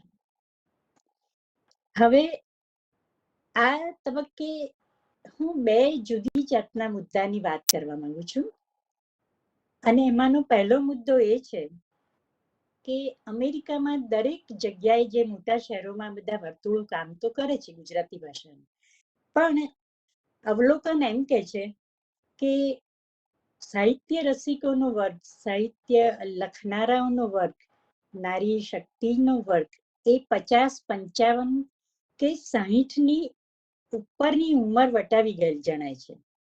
એટલે સવાલ એ થાય કે ગુજરાતી લેખન કામ ટકી તો રહ્યું છે, પણ કેટલું ચાલશે, ક્યાં સુધી ચાલશે, એ એક સવાલ છે. યુવાન પેઢી તરફથી ગુજરાતી લેખન મળે છે, બહુ ઓછું મળે છે અને એના માટે ચિંતા સાહિત્યકારોને થાય તે ખૂબ સ્વાભાવિક છે. આ વિશે ડોક્ટર ઉષાબેન ઉપાધ્યાયે સંશોધન કરીને અમેરિકન સાહિત્યકારો અને માતૃભાષા એ વિષય પર ખૂબ સુંદર પુસ્તક લખ્યું છે. હવે આ એક પરિસ્થિતિની મેં વાત કરી. હવે બીજી પરિસ્થિતિ સામે પ્રાર્થનાબેન ઝા જેવી વ્યક્તિઓને પણ હું જોઉં છું. ભારતની વાત કરીએ તો રાધાબેન મહેતાની પણ વાત કરું છું. તો આ બધાને જ્યારે જોઈએ છે ત્યારે ખૂબ આશા જન્મે છે. અને એટલું જ નહીં, આ વિષય પર એક બીજી મારી સરસ નાની વાત કરવી છે, મજાની વાત કરવી છે. કે અમારે ત્યાં હ્યુસ્ટનમાં એક 7 વર્ષની છોકરી બિલકુલ ગુજરાતી વાતાવરણમાં ઉછરેલી. એક રાત્રે એને સ્વપ્ન આવ્યું. સ્વપ્નમાં એને ગુજરાતી મૂળાક્ષરો જોયા અને એક અક્ષર સતત એના સ્વપ્નમાં આવ્યા કરે. અને બરાબર સવારે ઉઠી ત્યારે એને એમ થયું કે આ વિશે મારે કંઈક કરવું છે. સમજો 7 વર્ષની છોકરી, એને સવારે ઉઠીને પોતાના પિતાને વાત કરી, માતા પિતાને વાત કરી કે કાલે રાત્રે તો મારે આવું થયું. તો એના સારા નસીબે એના પિતા એટલે કે જેણે ગુજરાતી કીબોર્ડનું સંશોધન કર્યું છે તે વિશાલ મોનપરા, એમણે એમની દીકરીની આ ધગશ જોઈને એટલા ખુશ થયા કે એમણે એના માટે ખાસ એક ગુજરાતી લર્નર.com એવી એક વેબસાઇટ તૈયાર કરી. એટલું જ નહીં, પોતે મોબાઈલ એપ પણ એને માટે ક્રિએટ કર્યો. અને અત્યારે જો તમે જોશો યુટ્યુબમાં તો ગુજરાતી લર્નર.com પર 7 વર્ષની છોકરી પોતાની 5 વર્ષની નાની બહેનની સાથે અમેરિકન પદ્ધતિથી ગુજરાતી ભાષા શીખી રહી છે અને શીખવાડી રહી છે. આ બહુ મોટી વસ્તુ છે, નાની સૂની વાત નથી. આના વિશે મેં એક ટેક્સાસની તેજસ્વી ધારા એમ કરીને આર્ટિકલ લખ્યો હતો અને લગભગ બધા જ સામયિકોમાં એ છપાયો પણ હતો. પોઈન્ટ મારે એ કહેવો છે કે જ્યારે આટલી નાની ઉંમરની છોકરીઓને આ રીતે વિચારતા, કામ કરતા અને સતત જોઈએ ત્યારે એમ થાય કે જેમ પ્રાર્થનાએ કહ્યું કે આપણી ભાષાનું વાંચન, લેખન એક નવો વળાંક લેશે, એક નવું રૂપ આવશે. અને એટલા માટે સાહિત્યકારોની ચિંતાની સામે આ એક મને પોતાની અંગતપણે આશાસ્પદ ચિત્ર દેખાય છે. અને એમ પણ લાગે છે કે નવો વળાંક કેવો હશે કે જેમ આજે અમેરિકામાં સ્પેનિશ, ફ્રેન્ચ, જર્મન ભાષાઓ શીખાય છે, એવી રીતે એક વખત ગુજરાતી ભાષા શીખાશે. વિશ્વની દરેક વ્યક્તિને ગુજરાતી ભાષા માટે આ રીતનો એક ઝોક મળશે. હવે બીજો મુદ્દો, મેં 2 મુદ્દાની વાત કરી, એમાં બીજો મુદ્દો મારો એ છે ગુણવત્તાનો. આજની અહીંના લેખનની વાત કહું તો સાહિત્યકારો સતત ચિંતા કરતા આવ્યા છે અને ખોટી પણ નથી કે આજે લેખનમાં તમે જુઓ તો જોડણીથી માંડીને, વ્યાકરણથી માંડીને, વાક્ય રચનાથી માંડીને ઘણા બધા દોષ તમને જોવા મળશે. અને જ્યારે બોલવામાં આવે છે ત્યારે ઉચ્ચાર દોષ. પ્રીતિબેન સેનગુપ્તાએ ખૂબ સરસ હમણાં નિરીક્ષકમાં 2 દિવસ પહેલા જ મને વાંચવા મળ્યો હતો એમનો લેખ. એમણે સરસ લખ્યું છે કે કાન ખરી પડે એવા ઉચ્ચારો હોય છે. તો આ વસ્તુ પણ એક ખાસ છે. અને એમાંય આપણે જ્યારે કવિતાની વાત કરીએ ત્યારે તો શું કહેવું, કવિતા તો એક પામવાનો પદાર્થ છે. સંસ્કૃત સાહિત્યમાં કેટલું સુંદર લખ્યું છે કે વાક્યમ રસાત્મકમ ઇતિ કાવ્યમ. તો જ્યારે આપણે વાત કરીએ છીએ લેખનની, નારી લેખનની, શક્તિશાળી તો કલમ છે જ, પણ જ્યારે આપણે કવિતાની વાત કરીએ, કોઈ સારા ઊંચા સાહિત્યની વાત કરીએ ત્યારે મારે એ કહેવું છે કે મૂળમાં સંવેદના તો હોય છે, દરેક સર્જકમાં હોય છે, પણ એકલી સંવેદના એ સાચા સાહિત્ય માટે જરૂરી નથી, પૂરતી નથી. સંવેદના અને સજ્જતાના કિનારાની વચ્ચે સાહિત્યની સરિતા વહે છે, કવિતાની સરિતા વહે છે. એટલે હવે સવાલ અહીં એ થાય કે આ સજ્જતા એટલે શું? તો સજ્જતા એટલે ખૂબ સારું અને બહોળું વાંચન, ઊંડો અભ્યાસ, આયાસ, પ્રયાસ અને રિયાઝ. આનું નામ સજ્જતા. હું હંમેશા મારી જાતને પણ એ રીતે સમજાવતી રહી છું કે એક થાળીમાં રંગબેરંગી ફૂલો પડ્યા હોય, ગમે, ખૂબ ગમે, ફૂલો છે, આકર્ષક લાગે, સુંદર વિચારો છે, ભાવનાઓ છે, ગમે. એ રીતે આ થાળીમાં પડેલા ફૂલો પણ ગમે. પણ જો એને એક નિશ્ચિત પેટર્નમાં વ્યવસ્થિત રીતે ગૂંથીને વેણી કે ગજરો બનાવવામાં આવે તો એનું રૂપ કંઈક ઓર નિખરે.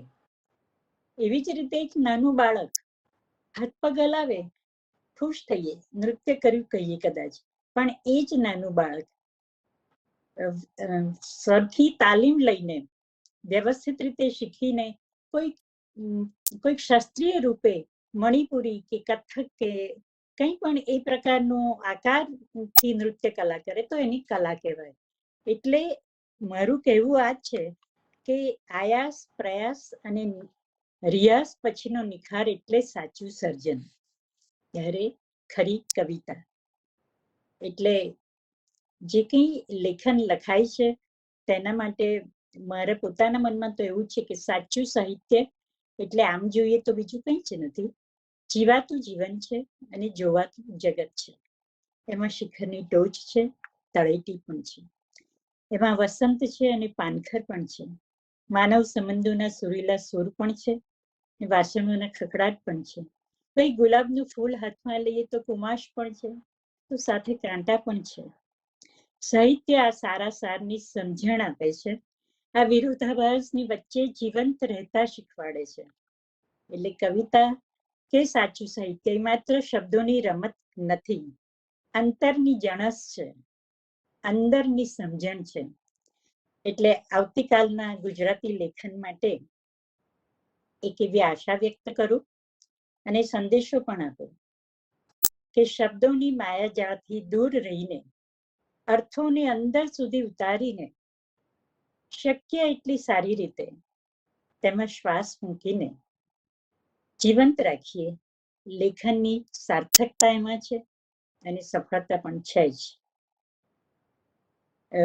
જ્યારે આ વિષય કહેવામાં આવ્યો ત્યારે મને તત્કાલ 2 લાઈન આ રીતે સૂજી કે સારા સારનો ભેદ પમાડે એ જ સાચી લેખન રીતિ, ક્ષીર નીર વિવેક બતાવે એ જ સાચી શિક્ષણ નીતિ. તો આજના વિષયને આટલો ન્યાય આપ્યા પછી હવે હું મારી 2 નાની રચનાઓ રજૂ કરું છું. એક તો પુસ્તક મેળા જેવા વાતાવરણમાં ઉભા હોઈએ ત્યારે ખરેખર તો લાગણી એવી થાય કે અહો ક્યાં અચાનક મને હું મળી ગઈ, અહો ક્યાં અચાનક મને હું મળી ગઈ, હતી જે ખરી તે જગે હું જડી ગઈ. આ ઉગ્યો રવિ દૂરથી રાત વીંધી ને સૂરજની ધારા તિમિરો ગળી ગઈ. સમયના 2 કાંટા સતત ફર્યા, સમયના 2 કાંટા સતત ફર્યા, પણ ફરીને સમયના રહસ્યો કળી ગઈ.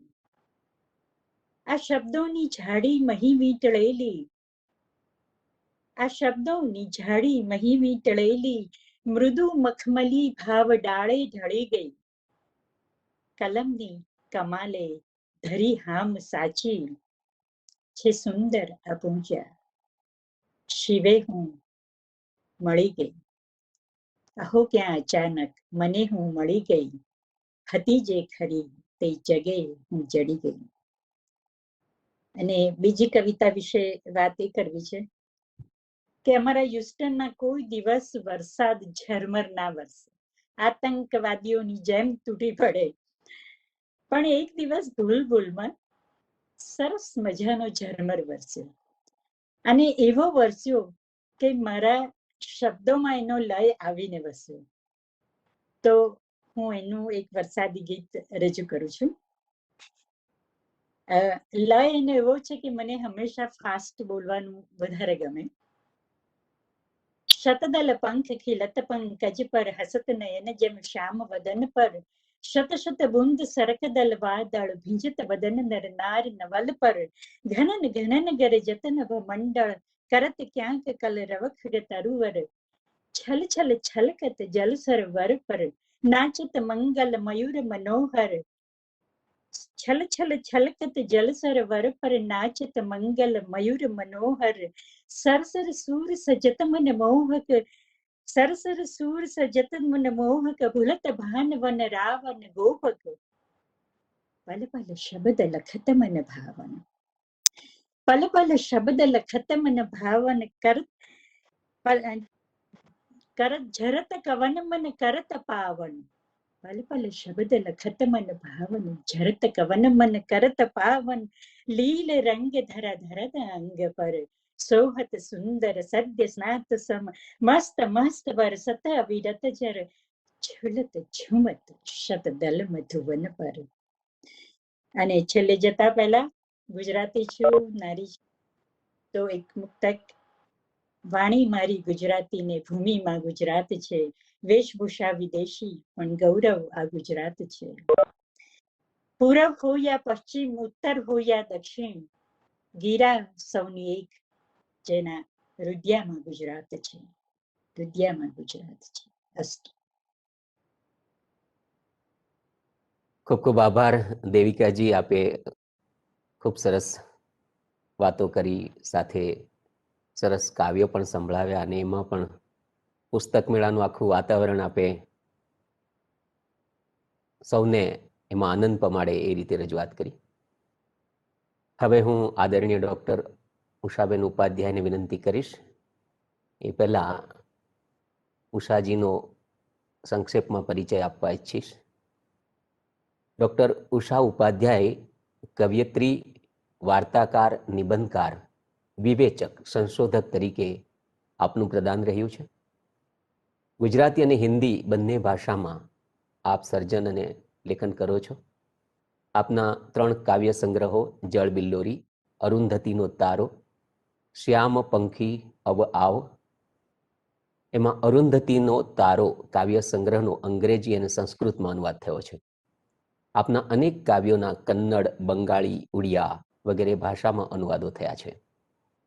વિશ્વ પુસ્તક મેળામાં અગાઉ પણ આપે નેશનલ બુક ટ્રસ્ટ દ્વારા આયોજિત કવિ સંમેલનો તથા સાહિત્ય અકાદમી દિલ્હી આયોજિત ભારતીય કવિયત્રી સંમેલનોમાં આપને નિમંત્રણ મળેલું અને આપે એમાં ભાગ લીધો છે, કવિતાઓ સંભળાવી છે. ઊંટ, મેષ, અરુંધતીનો તારો, નભ વચ્ચે આ કયો ખલાસી વગેરે આપની ખૂબ પ્રસિદ્ધ પામેલી કવિતાઓ છે. હું તો ચાલી શીર્ષકની વાર્તા અવિસ્મરણીય ગણાય છે. આપે કુલ 32ની આસપાસ પુસ્તકો આપના પ્રકાશિત થયા છે. રાષ્ટ્રીય કક્ષાની અનેક સમિતિઓમાં આપે સેવા આપી છે. આપની જ્ઞાતિમાં પીએચડી થનાર આપ પ્રથમ મહિલા તરીકેનું ગૌરવ ધરાવો છો. ગુજરાતી સાહિત્ય પરિષદના પૂર્વ આપ પ્રકાશન મંત્રી રહ્યા છો. ગુજરાતીનો અધ્યાપક સંઘ છે જે એના પૂર્વ પ્રમુખ રહ્યા છો. ગુજરાત વિદ્યાપીઠ અમદાવાદની આર્ટ્સ ફેકલ્ટીના આપ પૂર્વ ડીન અને 1998થી ગુજરાતી વિભાગના અધ્યક્ષ રહ્યા છો. આપને અનેક પારિતોષિક એવોર્ડ પ્રાપ્ત થયા છે. એમાં ભગીની નિવેદિતા પારિતોષિક, બટુભાઈ ઉમરવાડિયા પારિતોષિક, ઉત્તર પ્રદેશ હિન્દી સંસ્થાન દ્વારા સૌહાર્દ સન્માન પુરસ્કાર, નારી શક્તિ એવોર્ડ અને શ્રીમતી ભાગીરથી મહેતા કવયત્રી પારિતોષિક વગેરે. હું વિનંતી કરીશ ડૉક્ટર ઉષા ઉપાધ્યાયને આજના વિષય પર આપનું વક્તવ્ય રજૂ કરવા માટે. ડૉક્ટર ઉષા ઉપાધ્યાય.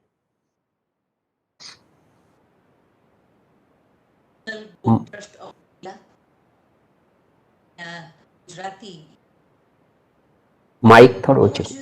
પૂર્વક પોતાનું કામ સંભાળી રહ્યા છે અને ભાષાને રાષ્ટ્રીય સ્તર ઉપર સારી અનેક પુસ્તકો દ્વારા જે પ્રસ્તુત કરી રહ્યા છે. પટેલ સાથી સૌને હું નમસ્કાર કરું છું.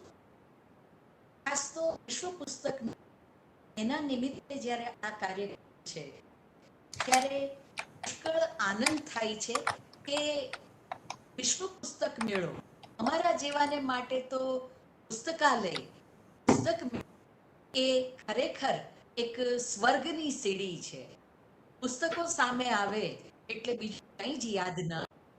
અને મને બરાબર યાદ છે કે 1998માં જ્યારે નેશનલ ટ્રસ્ટ ઓફ ઇન્ડિયાએ વિશ્વ પુસ્તક મેળાના કવિ સંમેલનમાં મને કાવ્ય માટે આમંત્રણ, તો કાવ્ય પઠનનો તો આનંદ હતો, પણ ત્યાં જે હમણાં પ્રારંભમાં એને કહ્યું એ રીતે જે આખું જે પંડાલ, અનેક પુસ્તકો અને આખી દુનિયા જ અનોખી, દિવસો ઓછા પડે એ પુસ્તકો જોવામાં એ અવિસ્મરણીય છે.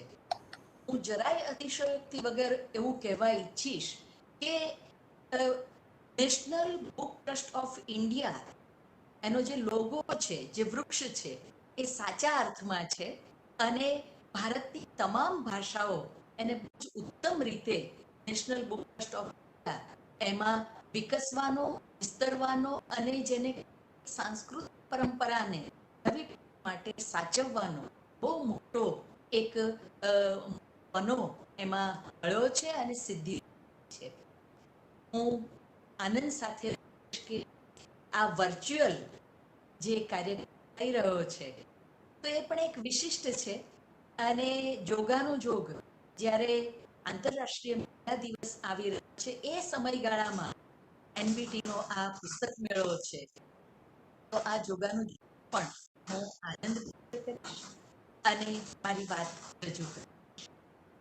ગુજરાતી મહિલા લેખન ગઈકાલ, આજ અને આવતીકાલ આ વિષય ખરેખર રસપ્રદ છે. ગઈકાલને વિશે કેટલુંક લોકો જાણતા હોય છે, પણ મારી હંમેશા એ રજૂઆત રહી છે અને 2000ની સાલથી તો જેને કહેવાય કે ધૂણી દખાવીને મેં ગુજરાતી પર પુષ્કળ સંશોધનાત્મક અને સંપાદન કામ કર્યું છે.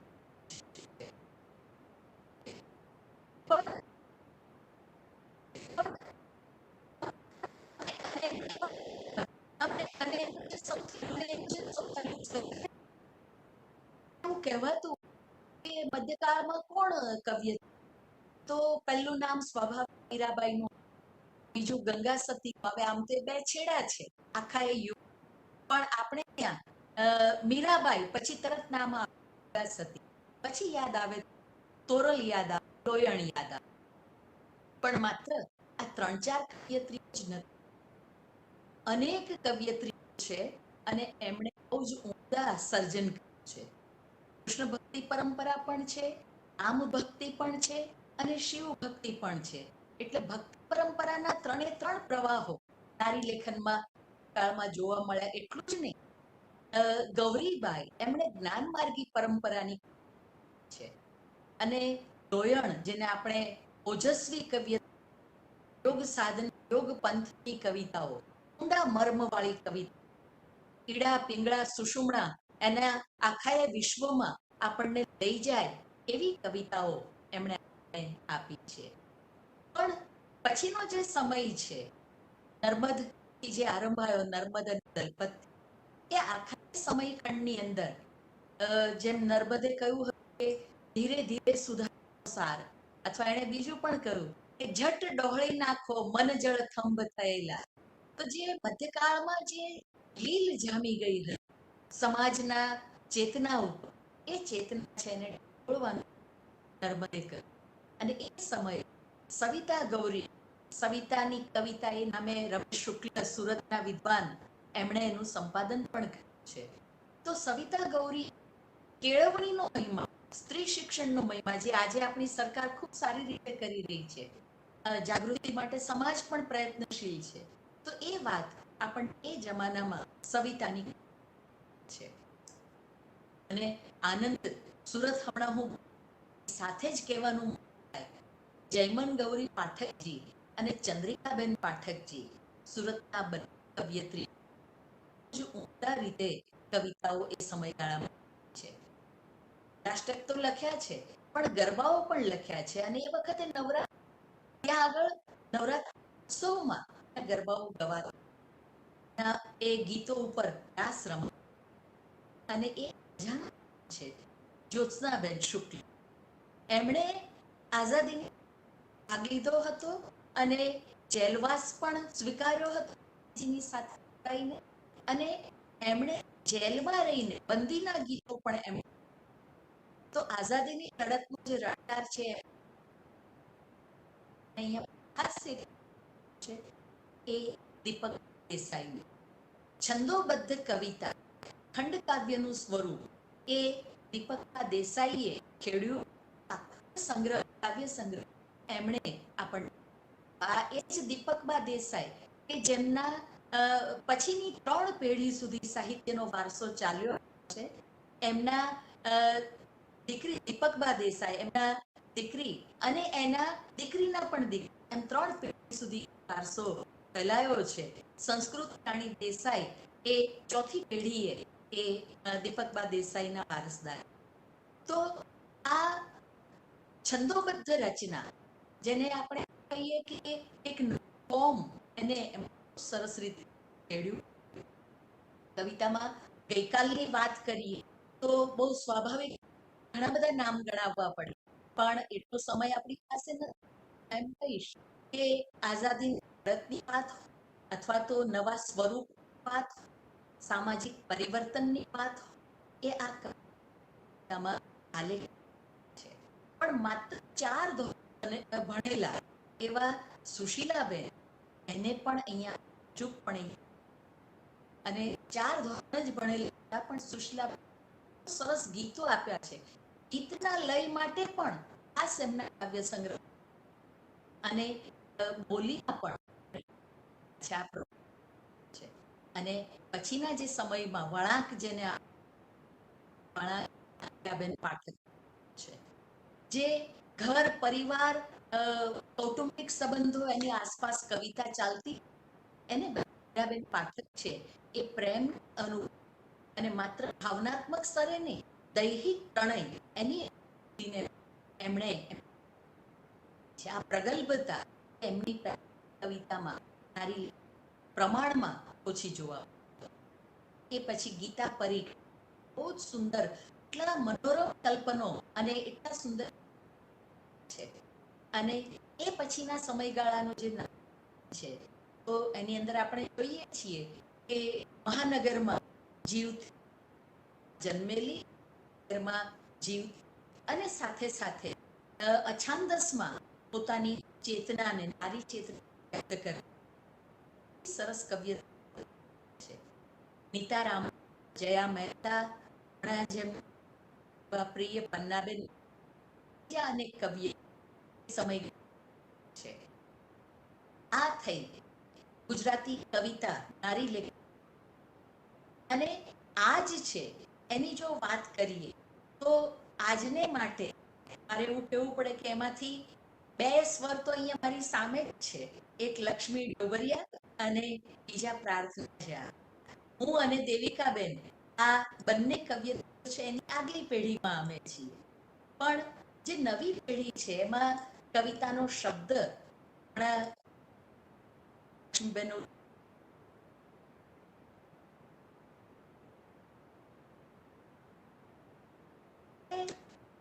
જે કવિ સભા અને સભા સરસ, અને જે સૌથી મહત્વના કેટલાક નામો હું કહું તો લક્ષ્મીબેન ડોબરિયા છે, પારુલ ઠક્કર છે, એ જ રીતે એશા દાદાવાલા, ખૂબ સુંદર કામ અછાંદસમાં ગીતમાં પણ છે. હર્ષવી પટેલ છે. એ જ રીતે પારુલ ઠક્કરની સાથે જ પારુલ બારોટ, જેમણે સોનેટ કવિતાઓ આપી છે. અને એ જ રીતે ગીતોમાં હર્ષિદા ત્રિવેદી પણ સરસ કામ છે. એક નામનો જરા જુદી રીતે ખાસ ઉલ્લેખ છે, અને છે પ્રજ્ઞાવશી. એમણે ગીત, ગઝલ, અછાંદસ બધા જ ફોર્મમાં કામ કર્યું છે, પણ એમણે હઝલ એ સ્વરૂપ એમણે જે રીતે છે વિપુલ માત્રામાં, કોઈ કવિયત્રીઓએ હઝલ છે એનું ખેડાણ આટલા પ્રમાણ સફળ રીતે એમણે કામ કર્યું છે. યામિની વ્યાસ પણ ગીત, ગઝલ, છાંદસ બધામાં અને નાટક, ગદ્ય બધામાં સરસ કામ. પણ સાથે સાથે મારે જે એક બીજું ધ્યાન પણ દોરવું છે, મધ્યકાલીન કવિયત્રીની સાથે જ એના પછીના સમયગાળાની જે અર્વાચીન એક લક્ષ્મીબેને કર્યો, એ અર્વાચીન ગુજરાતી કવિયત્રી આપી શૂન્યતામાં દરિયાનો તરખા. આ સંપાદનમાં, સંશોધન સંપાદન મેં અર્વાચીન કવિયત્રી આપી છે. પણ નારી સપ્તક શ્રેણી, એમાં જે આ પુસ્તક છે તમે જોઈ શકો છો, નારી ચેતના અને સર્જન પ્રક્રિયા. તો એમાં પન્ના નાયર, સેનગુપ્તા, સ્વરૂપબેન ધ્રુવ, વર્ષા અડાલજા, ઈરા આરબ, એ બધા જે લેખિકાઓ છે એમને આમંત્રણ આપ્યું સર્જન વિશે મેં લેખ આવ્યા. લગભગ 17 લેખિકાઓ આજના સમયે એમના પોતાની સર્જન વિશેના છે કે જેના દ્વારા નારી લેખન એ કઈ દિશામાં જઈ રહ્યું છે, કઈ પરિસ્થિતિ છે એનો આલેખ છે. એ જ રીતે નારી સપ્તક શ્રેણી મેં ગુજરાતી લેખિકાઓની વાર્તાઓ એનું સંપાદન કર્યું અને હમણાં જેનો ઉલ્લેખ થયો એ લીલાવતી મુનશી હોય અથવા તો બહુ જ સુંદર જે આજે લોકો ભૂલી ગયા છે, પણ સરોજીની અદ્ભુત વાર્તાઓ સરોજીની મહેતાએ આપી છે. તો લીલાવતી મુનશી, સરોજીની, વિનોદિની નીલકંઠ અને એમની પછીની પેઢી વર્ષા અડાલજાથી શીશીલ ભટ્ટ બધા છે. ગુજરાત મહિલા લેખનમાં જો એક ખૂણો થોડો ખાલી રહે, વધારે ખાલી રહે છે, એ છે આત્મચરિત્ર. મેં ગુજરાતી લેખિકાઓના આત્મકથ્ય અંશો અને એક સંપાદન કરેલું છે, પણ ગુજરાતી લેખિકાઓ પાસેથી વિપુલ પ્રમાણ આત્મકથાઓ હજુ મળે. છેલ્લે જે આવી અંશીબેન વૃત્તાંત, એ પછી હજુ પ્રતીક્ષા છે, હજુ ગુજરાતી સ્ત્રી સર્જકો, પણ એનું સાટું વળી જાય છે નિબંધ.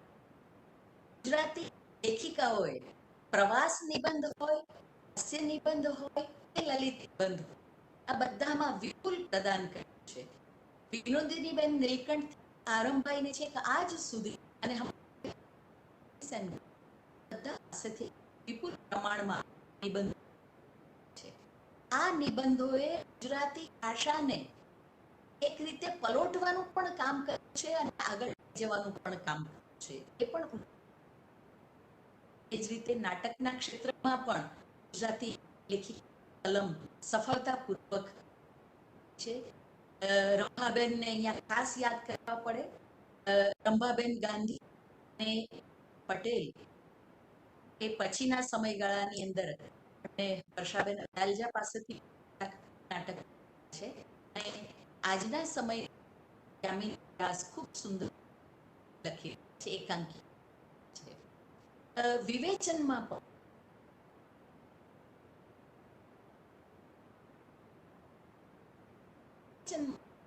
જે વિવેચનમાં જે મહિલાઓએ આપણને સફળ રીતે ઘણા બધા પુસ્તકો આપ્યા છે, પણ અહીંયા કરવો જોઈએ. અને એમાં શરીફા વીજળીવાળા, એ જ રીતે દર્શના ધોળકિયા, સેજલ શાહ, મારું જે કામ છે તે, અને પારુલ કંદર્પ દેસાઈ, કેટલેક અંશે મિનોય દવે પણ, આ બધા પાસેથી સાહિત્ય. આવતીકાલના સંદર્ભે ગુજરાત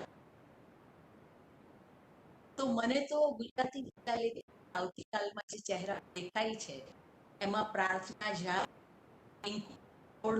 એશા દાદાવાલા અને એવી એક બળુકી કલમો, તેજસ્વી કલમો એ અત્યારે કામ કરી જ રહી છે, એનો થઈ ચૂક્યો છે અને ભવિષ્યમાં હજુ વધારે સબળ છે એ આપણને સાહિત્ય આપવાના છે. પણ જે નવી પેઢી છે, નવી કલમો છે, એને માટે ખાસ કહેવું છે કે ટેકનોલોજીના આજના યુગમાં અને ભૌતિક પારાવાર સુવિધાઓના આ મહાસાગરમાં જો સાચું, જેને આપણે શબ્દ મને બહુ ગમે છે, સુકૂન, એ જો સુકૂનનો અનુભવ કરવો હોય તો કળા સાથે તમારી જાતને જોડવી જ જોઈએ. અને એમાં શબ્દની કળા તો સર્વોપરી કળા કહેવાય છે.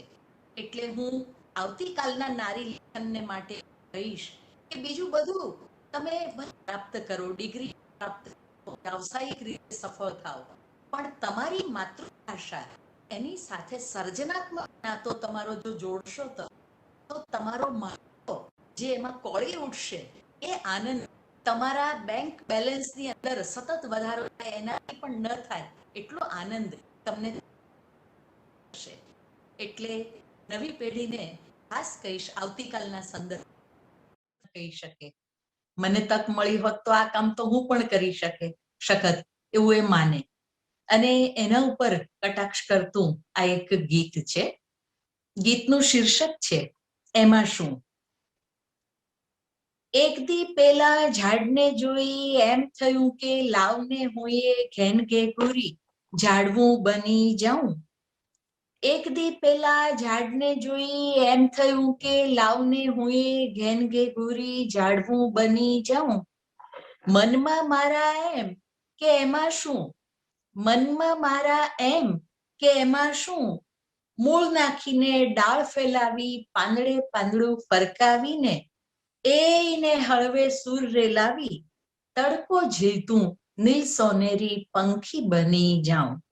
અને કોઈ જેવું તેવું નહીં, આવ આવીને રાત વાસોરે એવડી છાયા દઉં. એક દી પેલા ઝાડને જોઈ એમ થયું કે લાવને હું એ ઘેન ઘેઘુરી ઝાડવું બની જાઉં. પણ જરા જ્યાં મૂળ નાખ્યા ત્યાં સહેજ હવા નહીં, કંકર પથ્થર ધરતી અરે આટલી કઠણ. ટગલી ડાળે સિંચવાનું જળ આટલે અધર.